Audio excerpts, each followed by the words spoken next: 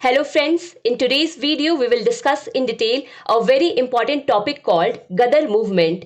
Basically around 1904, many Indians were migrating to North America, especially in Vancouver, Canada. Most of the people who migrated were from Punjab region and especially from Sikh community. Many of these people were ex-soldiers of the British East India Company who had visited different countries as soldiers. And now they found Canada a good destination for a better life. But on reaching Canada, they faced racial discrimination. They felt that perhaps racial discrimination was happening to them because they did not belong to a free country. There were two such people, Tarak Nath Das and G.D. Kumar. Both of them started a campaign to liberate India while living in Canada. Tarak Nath Das started publishing his English journal Swadesh Sevak and G.D. Kumar started publishing Free Hindustan. Other Indian people who were facing racial discrimination while living in Canada used to read these two journals and were greatly influenced by them. Soon, a kind of political activity of Indian nationalists started in Canada. But in 1910, the Canadian government became a little cautious and expelled both G.D. Kumar and Tarak Nath Das from Canada. Now you look here on the map. This blue line is the border between Canada and USA. Vancouver is exactly on the border of USA and Canada.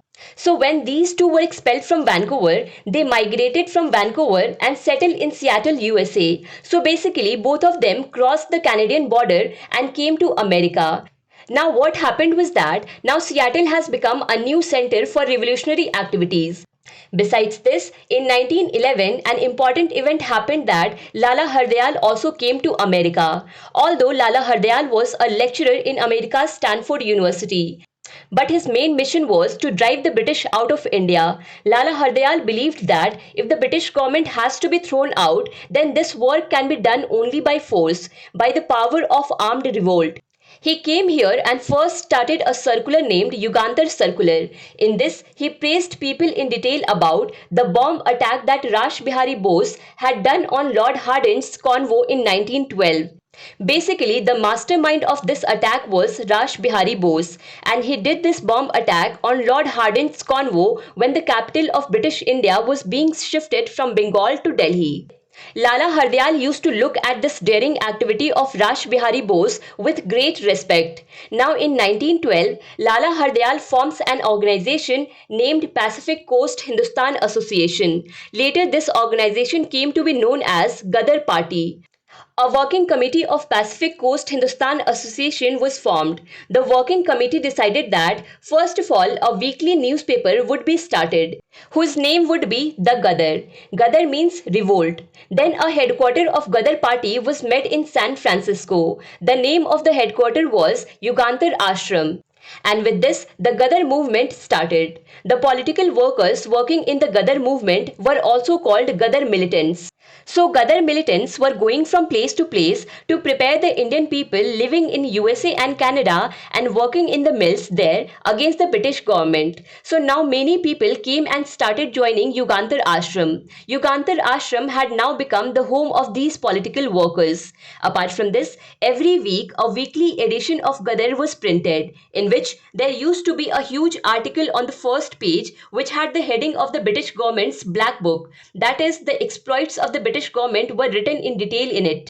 In addition to this, in this newspaper, it was mentioned how the Indian revolutionary organizations like Yugantar Group, Anushilan Samiti are engaged in the service of the country. Along with this, brave stories of big national leaders were also published in this newspaper. Which means, believe that this newspaper had every kind of spices which will make your blood boil after reading it. The amazing thing was that this newspaper was reaching not only in North America but also in Africa, China, Malaysia, Europe, Japan, Panama, Argentina, Brazil, Iran, Afghanistan, Russia. That is, wherever Indians were living, this newspaper was being published there and people were connecting with it. Not only this, Yugantar ashrams had also opened in all these places. And by 1916, approximately 10 lakh copies of Ghadar newspaper had started being printed every week. But before coming to 1916, we should come back to 1914 because at that time, three very important events took place. The first event was that in 1914, Lala Hardayal was arrested. although he was later released on bail. But Lala Hardayal broke ties with the Ghadar movement after this, means his journey in the Ghadar movement ends here. Another important event happened in 1914 which gave Ghadar militants another reason to overthrow the British government from India. This incident was the Komagata Maru incident 1914. Basically, Indian people living in Southeast Asia now wanted to shift to Canada for a better standard of living. So our Baba Gurdeep Singh Sandhu, who was a businessman in Singapore, chartered a ship from Japan. The name of this ship was Komagata Maru. Journey started from Hong Kong. Here some 164 Indian passengers boarded the ship. After this, the ship arrived in Shanghai. Here also some more people joined the ship. And after that, the ship reached Japan's Yokohama, where more passengers joined. And now the total number of passengers was 376. So the Komagata Maru reached Vancouver, Canada with 376 passengers. But the port authority refused to let them in. These people protested. The Indians who were already living in Canada went to the court and filed cases. The cases were fought there, but still the Canadian government did not agree. And finally, after protesting for 50 to 60 days in front of the port authority, the Komagata Maru returned Calcutta with these passengers. Why did they reach back to Calcutta? Because Hong Kong, Singapore and Japan government also refused to take these passengers. The thing was that these passengers were now branded as revolutionaries. So when all these passengers reached Calcutta, you can understand the condition of these passengers. Means they were getting bumped from place to place for 2 to 3 months. The condition was very bad. So when they finally reached Calcutta, even the British government did not leave any lack of rudeness here. They ordered that the train to Punjab is ready. Everyone get down and sit in that train immediately. Now 90% of these passengers were Sardars. They got very angry. Fight started between the British authority and these passengers, in which 18 people were killed, 202 were arrested, and few escaped from here. Hearing the news of Komagata Maru, the blood of Ghadar militants boiled. But on the other hand, in 1914, the First World War had also started.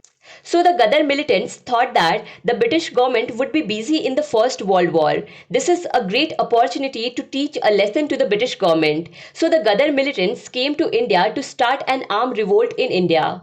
After coming here, they first asked Rash Bihari Bose to become the leader of the Ghadar movement.